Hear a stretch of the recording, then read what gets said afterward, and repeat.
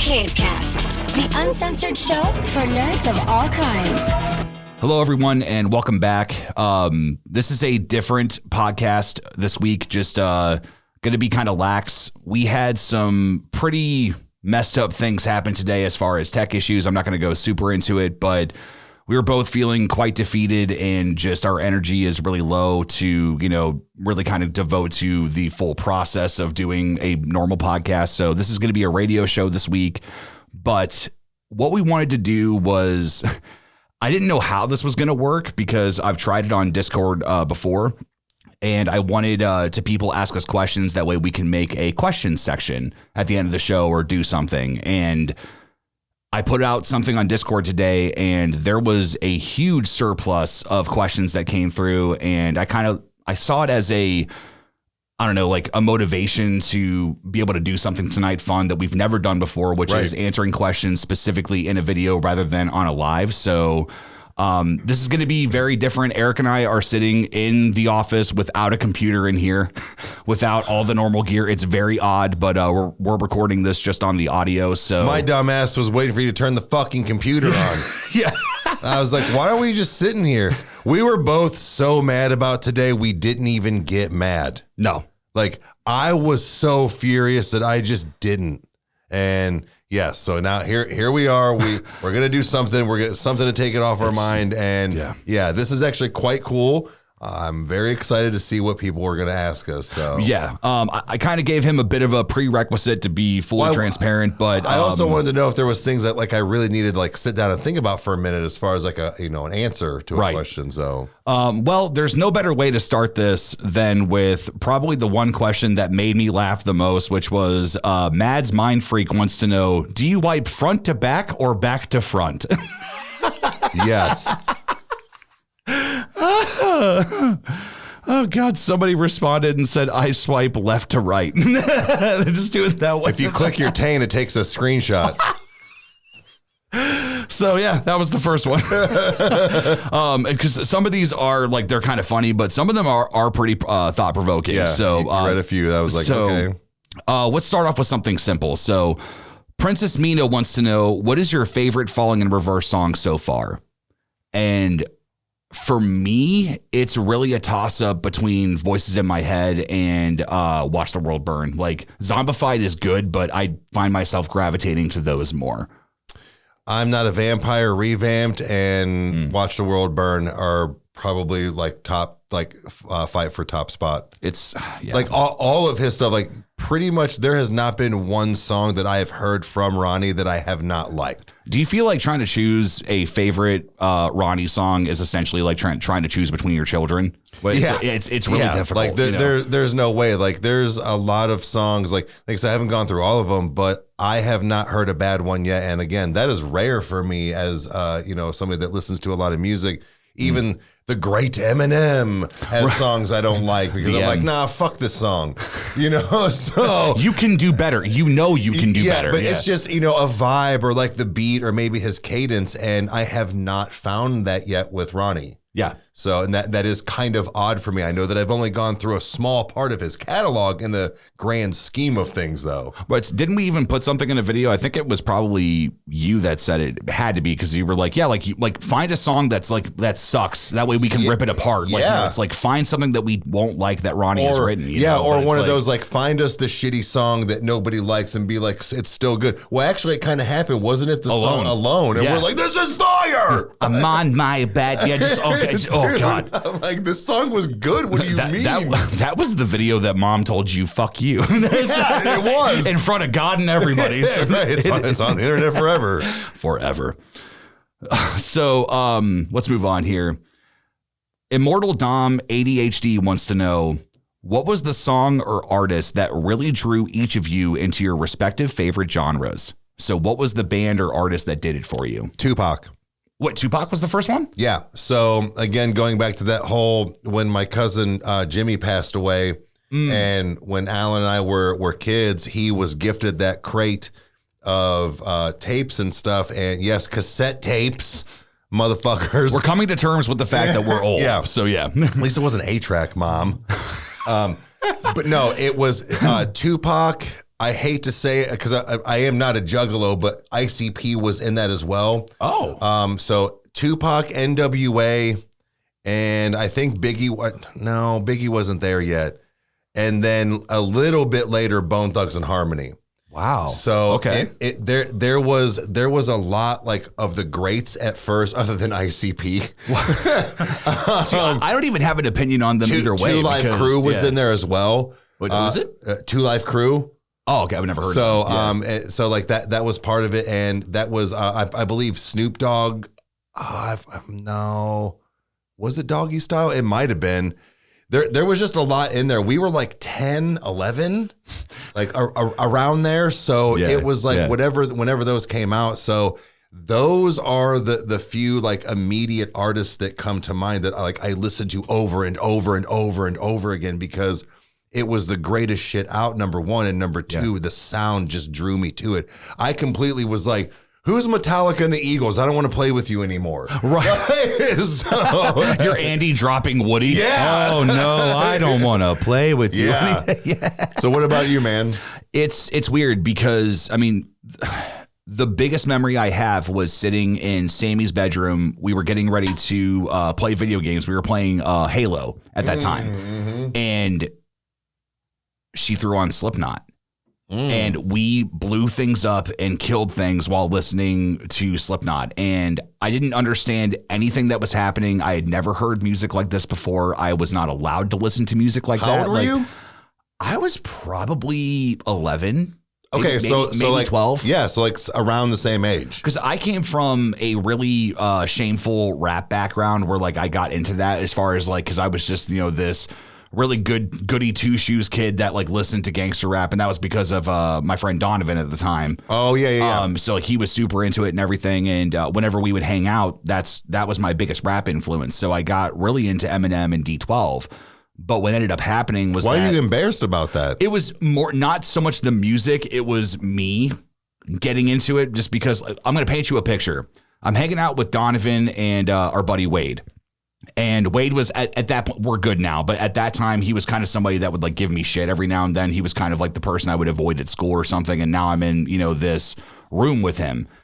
And I had just come from like a DARE meeting, or like where they have like one of those like little mascots of like the animals that's like, don't do drugs, kids, or whatever. Like, and somebody came up to me and was like, hey man, do you want a sticker? I'm a kid. I'm like, yes, I want a sticker. And I slapped it on me and went over to Donovan's place, and we hung out, and we're listening to gangster rap, and I'm bobbing my head, and Wade just looked at me. He's like, shut up. I'm like, what? He's like, look at your shirt, dude. He's like, you're sitting here listening to that. You have that DARE sticker on you. He's like, get the fuck out. Like, I'm paraphrasing. So like, it always kind of made me self-conscious because I knew that I enjoyed that genre, but I don't know if maybe like, I don't think it was just that situation that stopped it, but it was, man, I'm telling you, like the second that I heard Slipknot, and I was like, man, I'm like, what is this? You like, felt something that had never happened before. Right. And what was crazy was that this was during when MySpace was a thing. Okay. And it was the first time that you had said something about Slipknot because you knew who they were before I did. Well, yeah, man. And, so just because of age and everything, but like, you were like, yeah, that's this guy from this band. You're like, yeah, the one with the mask, like they look really like messed up or whatever, and I remember listening to Bother. And I'm like, you can't tell me that this is the same dude. Like, how is this possible? You're talking about with Stone Sour, and then okay. And it was just, dude, like that was the whole just duality, which is funny because Slipknot has a song called Duality, but like that duality of that, where I realized, like, dude, like Corey can make me cry. And I can just get lost in it, or I can listen to this and like channel all the abuse that I've gone through, or I can channel all the anger that I've got, or like all that stuff. And that opened up more doors. Like, okay. It was that moment. Like Luke was actually another big influence in that, because we were really coming into our friendship at a time when Christian music was getting harder, and it was like more taboo, where it's like, yeah, this is a Christian band, they're signed, and they're like doing stuff like. So there was a lot of bands I found through Luke and everything. And like, it was just, there was quite an extensive library of things. And it was just like, okay, like once I was there, I had the same mentality as that. Like I rarely ever listened to rap after that, just because I was so into everything that was going on. Now, what I will say is that today I did something that I do at least twice a month, was that while you were out today helping, so-and-so with like the tech issues and stuff like that, I sat here, I blared the speakers and threw on Never Scared. So I'm outside of the club. Just like, dude, I cranked some bone, I cranked some Bone Crusher and everything. Like, it was fun. Like, it's just, like that part of me obviously is still alive, but those were definitely the two situations or the two people or like the bands and stuff that did that for me. It really was Stone Sour and Slipknot. Like, just knowing that was even possible. And then, the idea that Slipknot still had incorporated singing melodies on top of screaming and doing stuff. Like, it was quite the experience. That's the thing is like it's the fact that you heard different sides, and that's what I did with my rap as well, man. Like I there wasn't just one style, so that's what I liked about it. Wow, that was a long answer. So, guys, there's no structure to this as far as like how many questions we're going to get through. And whatever questions we don't ask, we will save for another time. But good, that was a really good question. Yeah, these guys are awesome. It's insane the diversity that we have on Discord and the people that are into the same things that we are, but have their own personality too. And it's like, it does nothing but shine. Yeah. It's so cool. Actually, Jarrett wants to know, what was the first thing that made you think I want to record YouTube videos? Like, it's like what was the thing that made you want to do that? So I had two different things that made me want to do it. And it was, the Tulits, the Laid Backs, the Shacks, the D Gibbies, all the greats, as far as the reactors. So I've always wanted to do that. And then ASMR. And the reason, the reason I wanted to do ASMR was because the fact of, I have trouble sleeping, and I stumbled across ASMR well over a decade ago. And I was like, wow, this has helped me so much as far as like when I've had bad nights or something that I wanted to give back and be like, maybe I can do something like that. And it's just the fact I did both, but Riker Road took off. So I kind of put the other one to the side. Right. And it's even at that, like I had those few videos out and I was like, man, these are great, but like they're not polished. And then I go back and look now and I'm like, oh, these are terrible because of like what Riker Road looks like now compared to like what it looked like, from back then as well. So where it's like, I don't know where I would have been if I would have kept with it and grown with that. Right. But this, the other one took off and I enjoy both. It's not like I'm like, oh, screw that one. It's just this one takes a lot of my time up now. Yeah, I've toyed with getting back into it, but yeah, those are the two things that were the like kind of main ones. I was like, you know what? If I can, I'm gonna. It's interesting because even the Focusrite that is sitting on the desk right now, like that's how we edit, that's how we record music and all that stuff. Like it was originally bought with the intent for the quality ASMR. Of ASMR, and it's like. It's just that's why I bought these microphones. Right. And this is the thing, guys, is that, everybody has this question of like, oh, like, how do you have such a good setup and everything? And it's like, I wish I could sit here and tell you that from the very beginning when we clicked buy now, that we knew the ultimate goal of how everything was going to be put together. And the truth is we didn't. We had completely different ideas in the beginning. And it's like how everything evolved in that is just wild. It's because it's nuts. Riker Road was a gaming channel, and then I had my ASMR channel. That's why I bought the microphones, because it was supposed to be for both. And then your podcast, it was like, it was hitting all of these things. That's why I got them. And then I got this Focusrite, but you're right. It was for other things. And then now look where we're at. I'm staring at a plaque behind your head right now, because of what we did on the other channel. And it's like, that wasn't what it was supposed to be at first. No, that was weird. I've often played with the mentality of what gaming would look like now if that were to ever, change into anything, or like if we would have stuck through it and had the growth that we did, or if you're like, again, like the whole ASMR thing too, like it's kind of that, Robin Williams mentality of just like, in Night of the Museum, when Ben Stiller's character looks at him and says, I don't know what's going to happen tomorrow. And he just looks at him and says, how exciting. I know. I think about that line a lot. It just, I think that's something that has really proven itself with the content and everything that we've gotten to create, and how people have just, opened their arms to us and everything. Like, it's like, I don't know if we would have garnered the same audience, because it's like we have, with music, it's so specific in that aspect. It's like people love music as much as we do. Yeah. Music is an art form like we've talked about, and you have to like the same artist, no pun intended, as far as like, music, but like for the art form, like you have to be in the same mindset of that, or, whatever. It's like you do draw like-minded people. Yeah. Gaming, yeah, you can argue that, but you're right. I don't think we would have the same crowd. No, it would have been different, but good for different reasons. Yeah. So it's that kind of mentality. So what about you, man?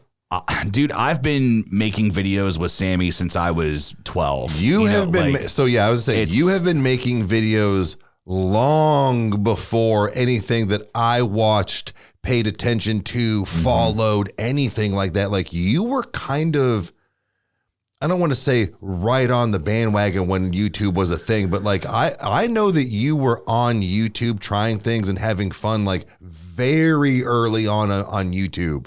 I think I talked about it in the, because I'm not going to go too deep into it, but on the 100K video for the unboxing was that it's like I was making YouTube videos with an iToy from the PS2. I downloaded drivers on the shitty computer we had in the kitchen. Yep. Because we didn't have a lot of room on the street where we were living on in the duplex. Yeah. LimeWire. I remember that. Guys, comment below if you guys have ever given your computer AIDS multiple times. It's just like that idea of like, oh yeah, but in like, what wasn't it terrible whenever you would download a song and then you could play how much was downloaded and then you would just keep playing it and then like keep finishing. I'm gonna take you even further back with your dad at the house up by mom now. Napster. You can't see his face, guys, but oh my God. Shit. I forgot about Napster. I remember telling your dad, I'm like, I'm downloading this it was Bone Thugs and Harmony, and he's like, well, how many songs is it? And I was like, I don't know, like 16, 18, and it was gonna take like 3 hours, man. 3 hours, dial up internet, and even like quote unquote Roadrunner at that point. It's just it was the one thing that names. It was the only one that didn't interrupt your phone, which is so weird that like I don't know how the tech like is involved in that. I'm not well to speak on it, but.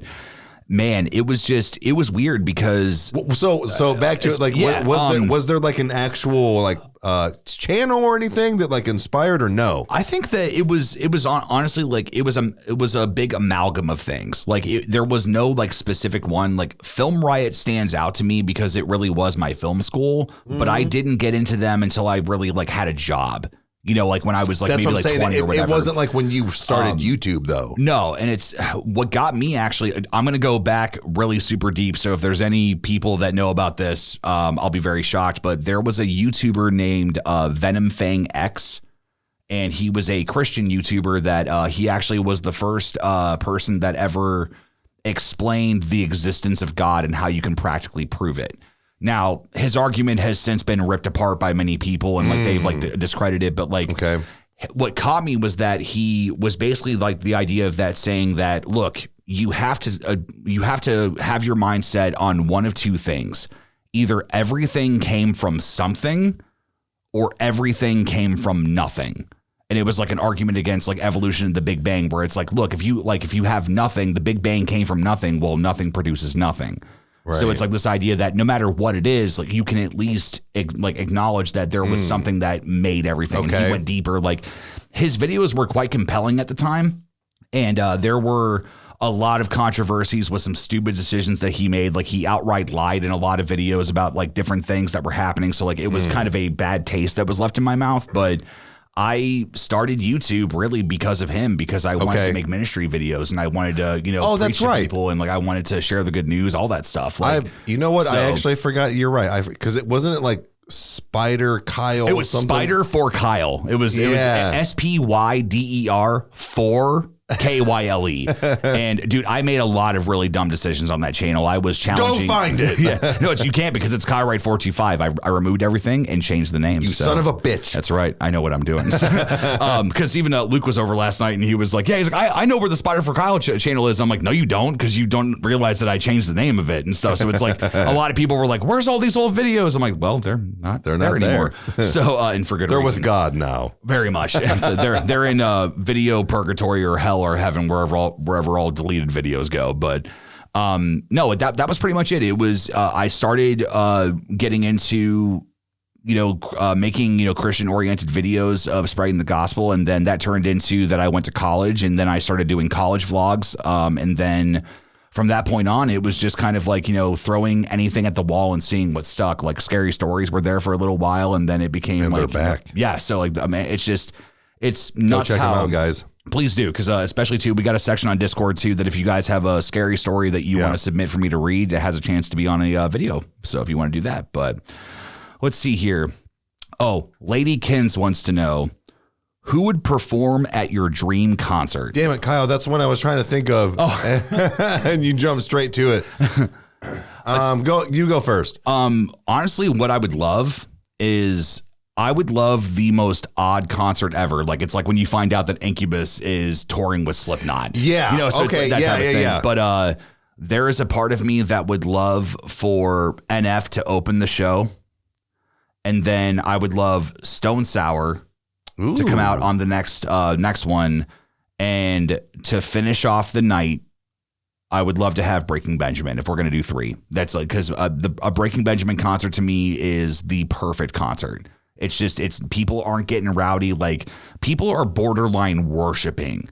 Sure. When they're like, Breaking Benjamin is not the same vibe as what you get from Falling in Reverse, because like Falling in Reverse is just off of the chain. Like it's like people are crowd surfing and going nuts and stuff. You were in it moshing. Firsthand, man. Yeah, well, we all were, and me and Devin left. So I fucking loved it. We got outside. Meg was a trooper too, dude. I gotta say this right now. Meg has just been one of the like best human beings I've gotten to know. Like, swear I was like, man, like she's staying. I was like, God, like it's just like she stayed right. Like, she stayed right by me. Yeah, but I mean, I find myself kind of leaning more into that old man energy. Like I love, like even then, like I wouldn't be in the pits. I would probably be in one of the nosebleed seats up near the stage and stuff. That way I can see everything. And like, like I really like being by myself with people, if that makes any sense. No, that makes total sense. So, but yeah, that would be my 3. Is that started off with NF, have Stone Sour, give me the full experience of, the slow and the fast songs, and then just let Ben and his band just sing the night away. Yeah. And just and end it with Diary of Jane the way that I hope that they do. So yes, dude. So yeah. Yes. So but yeah. Mine would probably be somewhat similar as far as like I would want NF. I would want Hobson. And I was thinking about this. I would want Michael Jackson and probably Bone and Tupac. Like that was like, man, you're reaching beyond the grave. Hell yeah, that's facts, awesome, dude. Like I'm talking like in a perfect world, Eazy-E might make a cameo in there. A little Ice Cube, a little NWA or something. But no, this is when you're talking about something like my perfect concert. I know it's a lot of names to put in, but you can have big shows. Like I went to the original Rock the Mic tour when there was seriously probably 20 performers that came out, but it was 50 Cent's tour. It was basically 50 and Jay-Z were the headliners, but yeah, there was probably 20 other performers like Ludacris, Snoop Dogg, Memph Bleak, Freeway, Missy Elliott, Twista, Busta Rhymes. There was a bunch of people that just like came out and did like a song or two, So I don't know if it like just like differed like where they were at in the United States, but still. Right.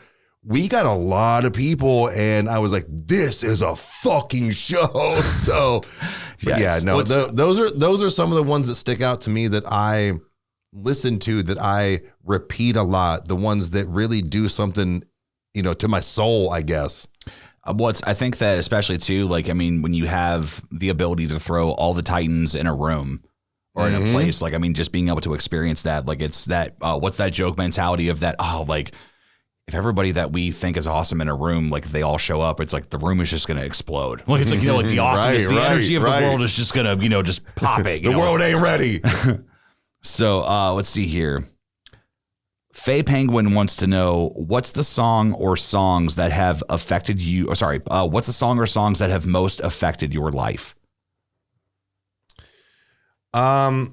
I would say that I have a surplus, but I would say that there's probably a couple that would really stand out to me as far like with like stuff that I've grown up with or whatever. But I don't know, like there was a song that you guys are not going to expect this. So there's a Christian band called Casting Crowns. They started off as a worship band, and then as they grew and got more professional, they essentially were like somebody was like, "Hey, do you want to like do this for a living?" And they're like, "Yeah, we'll do it." And there was a song that somebody that I was in a relationship with at that point. They were big into music too, and they could sing and different things. I play guitar and all that stuff. So it was like kind of that, fun thing that we could do together. And she came over the one night and she's like, hey, I have a karaoke track. Do you want to learn a song that we can sing? I want to perform it or whatever. And I said, yeah, like, well, let's do that. And I'm not going to let this be a boo fest, but basically what it was that it was called I think it was either called My Friend or I Lift My Friend to You. Okay. And it was the mentality of, being a Christian and trying to share the gospel and stuff, where it's like, I know that my friend is so far gone, and I know that he or she is living a lifestyle that they think is going to end up in a good place. And we know where that road leads. And it's just like, Lord, I lift my friend to you. Like, I can't do anything about this. This is one of the hardest things I can do, but I'm lifting him or her up to you. Like, this is out of my hands. Like, I have faith that you'll do it. And like, it comes back to me every once in a while. And like, I don't know, like I've not listened to it since, because it is really tough to listen to because there's not a lot of good memories that surround it. But the music itself, like Casting Crowns just has a way of writing songs that are very impactful, even though they've become like stereotypical now. Like I'll praise you in the storm. Like, it's like the storm is raging, the ship is breaking, but I'm still gonna like, it's like they have that type of mentality of things. And like their stuff is very, very powerful. And I would say that was definitely one that stood out to me. Other than that, I mean, it's, if you want to talk about anything that's emotional, like, if you think about Sum 41 writing a breakup song, or like, rap songs that go super hard. Like I probably could have a massive list, but for whatever reason, that one really has kind of stuck with me. Like it's that kind of memory that stays with me no matter where I'm at, The one that, like when you say where it's like, it sticks with you, and I've listened to a lot of things for many years, but to really affect me in a way that I've truly felt like an emotion. No, emotion's not the right word, because I always feel emotion with songs, but I guess something to a caliber like that is, well, Intro 3. Oh, I know it's newer, right? But it's one of those, like, I listened to such hardcore rap for most of my life. A little bit of R&B, like whatever, fuck song, some shit like that. But like, so it wasn't always like that, to where like you kind of have a like self-reflection or something like that, or like something that you can really what's the word? Like see yourself as, or like whatever it is, like compare it. That's the word, compare. Right. Is that. And like, I listen to that song, and I sit there and I'm like, I don't know what to do sometimes. Like, I don't know what to do. Yeah. And when I listen to it on repeat, it's just one of those things where it doesn't get worse in a bad way, but like it gets worse. Yeah. Like, Intro 3 is not a song that its influence on you does not calm down in the repetition of how many times you listen to it. It does get more severe. It kind of makes me realize certain things. And I guess that's the one that has really hit me the most, I guess lately in general, but it just all around when I think about my life, even when I was hearing rap for the first time or whatever, but like, it's something that I can't let go of. And that one really sticks with me. So that's a really good question. Yeah, dude, guys, there's some really solid questions. That really flustered me for some reason. I didn't know what to do with my hands or my words. Well, this one may be a little more on the nose, and I think that we can take this one pretty well as far as an in-depth look. Is that Matthew Vire wants to know, what was the dynamic for you guys as brothers growing up? This is a question that has come up a lot, and I this is something I want to make sure. I think people are going to be very disappointed in the answer. I think that what is so unique about you and I is that, like, for the long and short of it, essentially is that you and I have different dads. You were born at a very different time from me. You've got how many years on me? Like, because you're what now? It's like almost 9. It's 8, but like it's kind of almost 9. Like, cause I'll be 40. Right. And I just turned 31. So it's right. So it's like, people ask like questions before on lives and stuff like, oh, like, did you guys ever fight growing up? Or like, was there ever this or that? And I mean, like, we did. We were like, we're brothers. Like, it's like looking at the cast of like, Boy Meets World, where it's like, yeah, like, we fought all the time. We were kids. Like, it's like, we did what we did. It's like, what's weird is that I think the way that we've said it before is that it was hard for us to like have that, like, no, it's my turn to use the computer. Like, it was like, no, dude, like, I was playing with Legos when you were dating girls. Right. So it's like, we had a very interesting upbringing in that aspect where it's like, we had very, like, I would say isolated incidents, like where we would like connect and something would happen. But for the most part, like, we were pretty much like doing our own thing. Like, it was, we lived together or whatever, but like, there was never that deepness, if you will. Like we never I was super young. You were a teenager. Yeah. I would say we never had that like collision like that other than like when you were like, 3, 4, 5 years old and I was still, like, mid-teens or, preteen. When I would, the whole melon head thing and then like, shit like, sorry, I was such a wuss. No, you were a kid, man. But it was just one of those things where you do have that like mentality a little bit where it's like, I'm the older brother. I'm supposed to do this. But then it becomes a real thing in the future where it's like, I don't know if I should say this word, but like nobody can call my brother a faggot but me. Like, it's like, that's the thing is nobody can hurt my brother's feelings but me. Right. And it's because, well, one, I've earned it. And two, I'll fuck you up. Right. Like I will fuck your whole day up. So that's the thing is like our dynamic on that was very different than people think. Because it's like you said, I was working jobs when you were just now, kind of hanging out with friends and going outside and riding bikes like that. I wasn't home. No, I didn't live at the house like that. It was weird. When I really think back on our childhood, we had a small window that we were kind of like in the house together brothers, but it went away very quickly, and I see, my girlfriend's kids now. I don't want to say them by name, but they're only a couple years apart. Oh man, whole different dynamic. They are at each other, and it's fun. But then after a minute, I'm like, all right, hold the fuck on. Yeah, right. Like, all right, I'm over it. Like, I let a lot of shit slide because I'm like, they're fucking boys. Like, what are you gonna do? Right. But at some point, I have to be like, okay, whoa. Right. So. Yeah. But it is kind of fun to see that because I'm like, that's good. Let them do this now because when they're older, they're going to be connected at the hip. I think that's what's really interesting about our situation is that like, again, like we've only talked about this a couple of times and it's not like anything that like, it's not a horse that needs to be ridden, for a long distance, but it's like there was a very small amount of time that you and I just did not gel. And it was more so when I was coming into being an adult, you were already an adult. And it's like, it's just there like, it was soon after that when you had officially moved back to Ohio because you were living in Pittsburgh for that time. And like when you came home, we both were kind of just figuring out life. And it was like, what do we want to do? Or like, how does this happen? And like, sad that I was that much older than you and still figuring out life.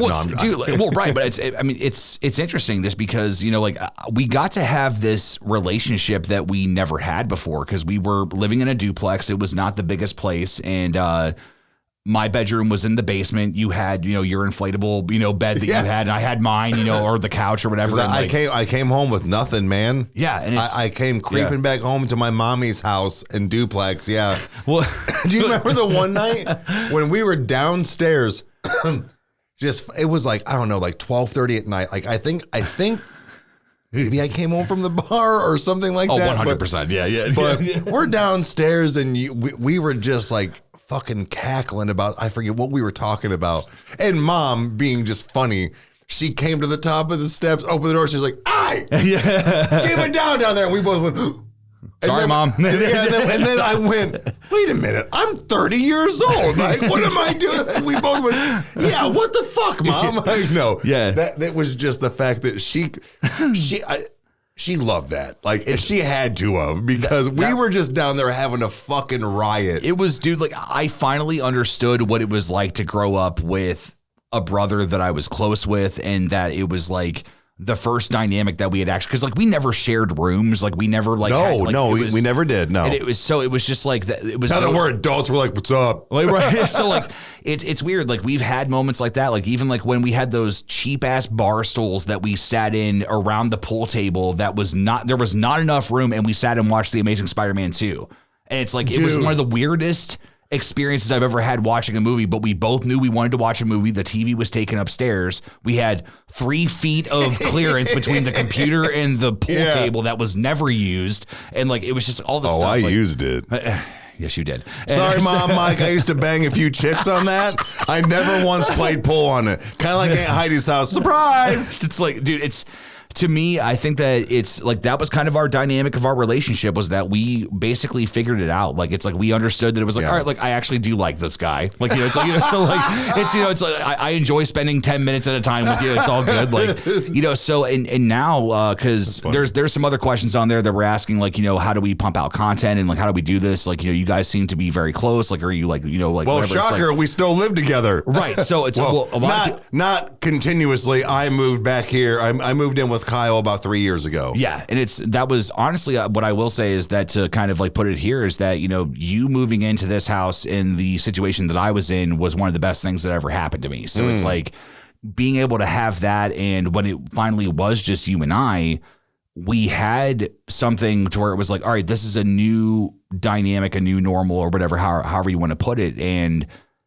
I don't know, like it's made me kind of look at my home life very differently. Like it's like, wow, like, like I can do this, and this, or like, it's just, it's that whole idea where it's like, I'm not living with a friend. I'm not like, it's like, no, dude, I'm living with my family. Like, it's like, there's never been like a moment that it's ever been like, oh, like I don't want to talk to them about this. Like, no, like we talk about everything, and it's pretty like, much. It's just, I mean, it is what it is. Like, it's just, and I've told you before, I'm like, this is your house, dude. You want to paint the walls pink and purple, paint them pink and purple.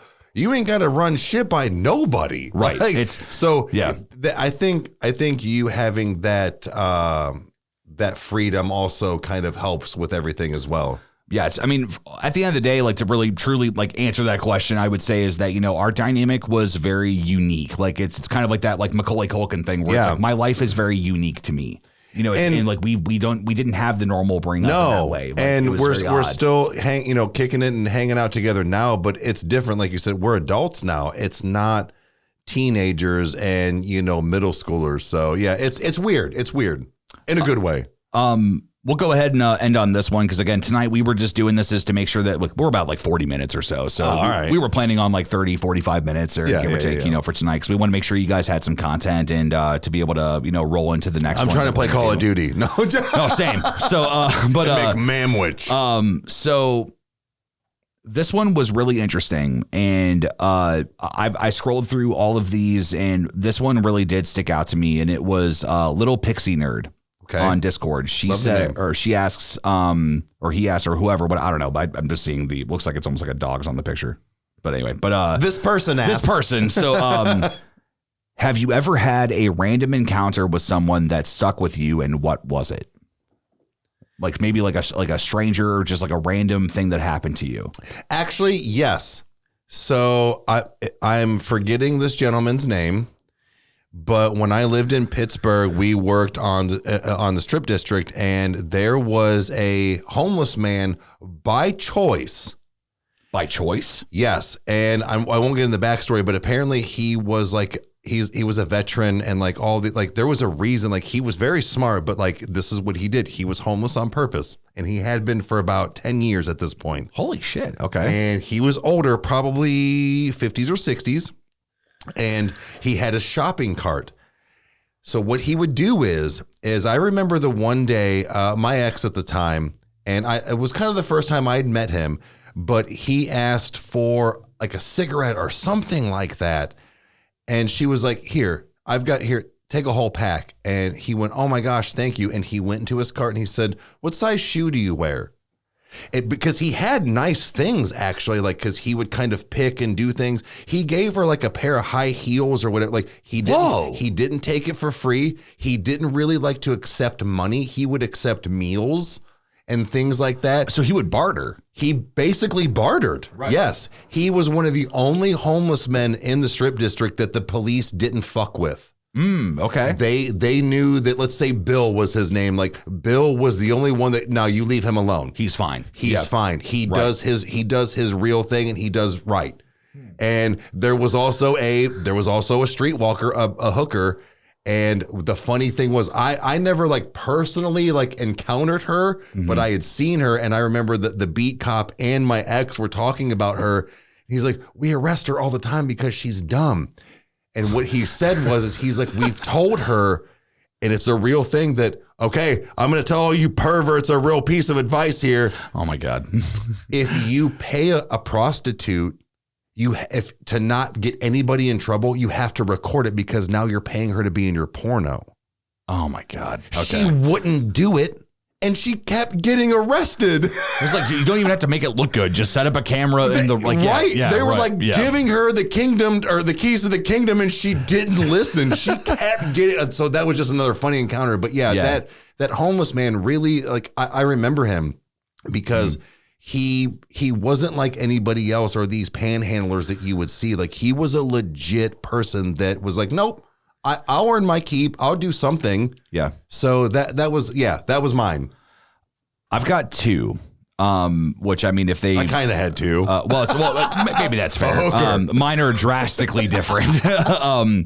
With the hooker thing, but the first one, both of them relate spiritually, especially with like where I was at in my faith at that time. And because I have had many random conversations with many random people. Sure. And one of the things that's really weird, I guess you could say, about me is that, I won't divulge their name, but somebody I'd worked with, our thing was we would always hang out at the tavern. And that was local in town and stuff. On Friday night, that's what we would do. We all go cash our checks. We would, go get like a steak meal or something, hang out, do our thing. And I had a moment with somebody out on the back deck. We were smoking a cigarette, and they just started opening up to me.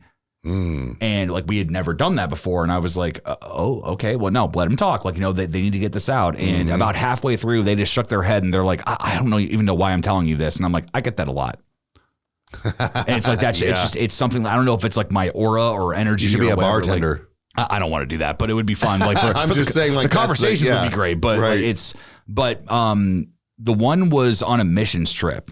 We were down south in one of those states. I couldn't even tell you which one it was, but I was with somebody that I had met just that week. We were staying at like a house that was off of the church or whatever. Like, we all had our bedrooms and stuff that we could stay in, grouped, of course. But we were both really nervous because we were doing open air evangelism. Like, we were walking the streets and finding people and talking. I've got my own thoughts on that process of like how, like, I don't think that that's the right way you should do it now. But at the time it was, dude, like we were out there for like 12 hours and just like, it was all day. Like, like he was nervous. He knew I was nervous and I knew he was nervous. And it was just the two of us walking the streets and stuff. And dude, all day we just blew every opportunity to talk to people.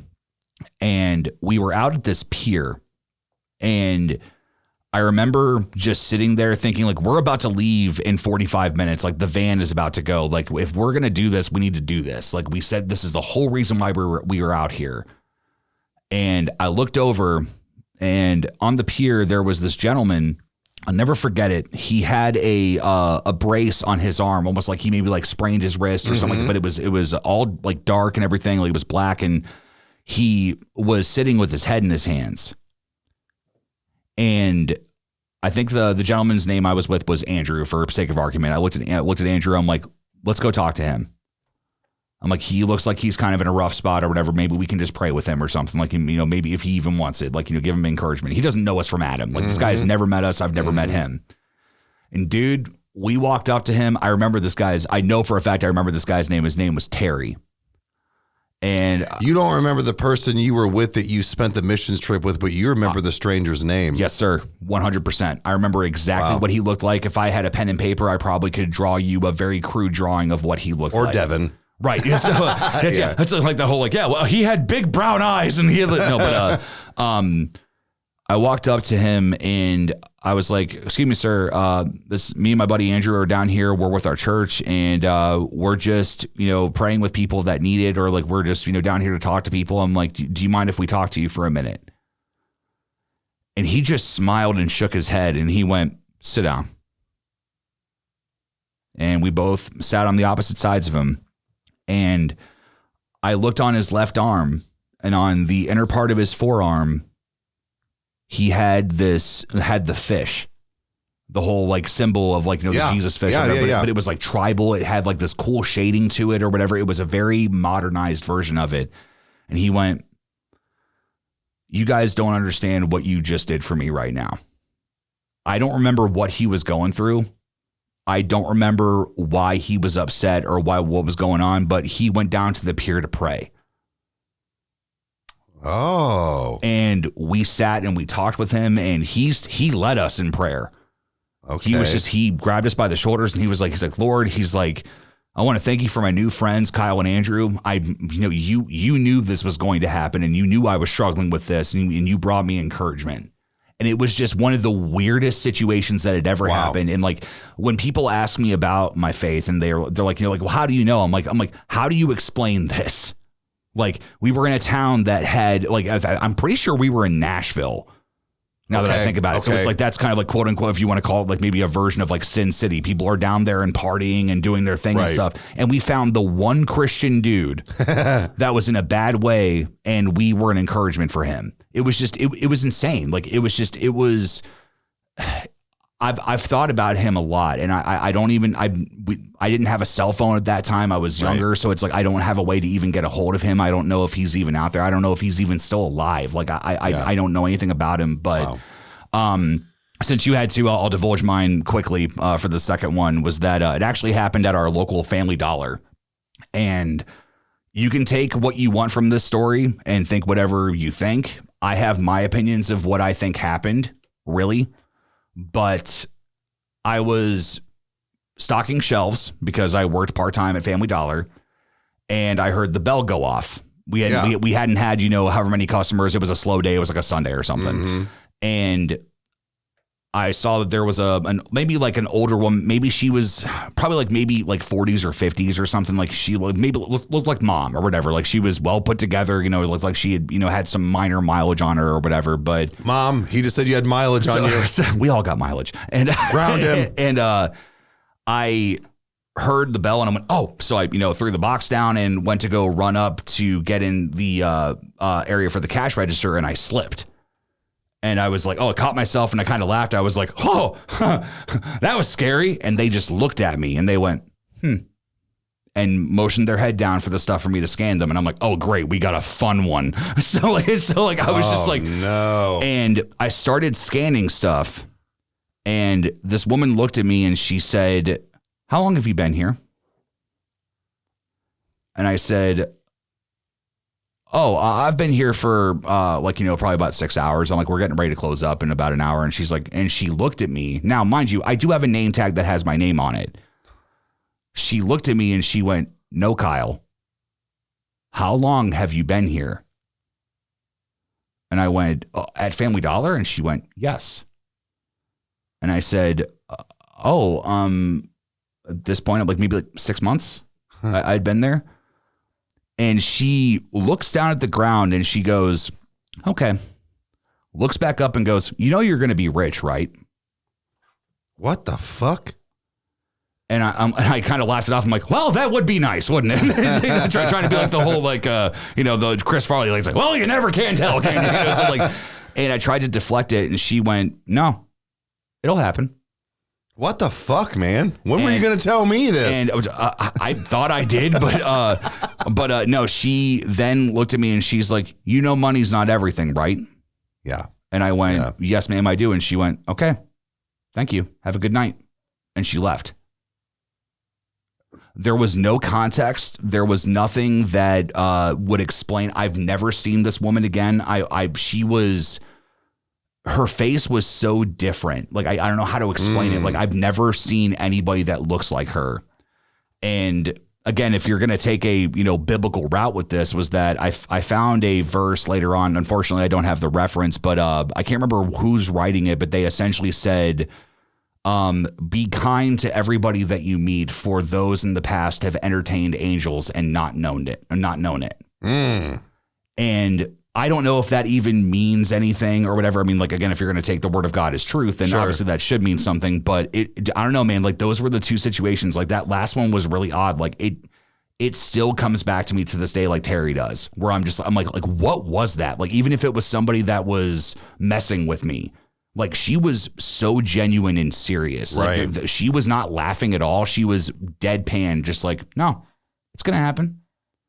Like, you know, and you understand that, you know, this and this. And it was almost kind of like me getting a reality check for something. I'm like, mind you, that has not happened. You know, it's like in that liar. aspect, like, so it's like, you know, it's like, we're not pulling in, you know, diamond studded, you know, swimming pools and things like it's like, it's you not probably that type have of one thing. with like, your other family in another country. Right. My name is Alfonso. Kyle is my reaction name. No, man, those were two instances that really stood out to me. And those were the people that, like, you know, no matter where I'm at in my life, I'm going to remember them. Yeah. You know, it's, you know, no matter what it was or whatever happened, like, those were the words that were said, and that was the person I saw. And, like, I don't know, that it was so interesting. No, that's a good one, man. I think that borderline tops the first one a little bit in some aspects, but yeah, I kind of hope that dynamic would work out for that. So it's like, you know, you don't want to start off with Endgame and end with Iron Man, you know. So, but you know, that's just not good for television. So, but either way, guys, we're gonna go ahead and wrap it up here. If you guys have enjoyed this questions podcast, I know this was very different. It was a radio show, but make sure you give it a thumbs down. If you hate it, tell us. Like, it's to me.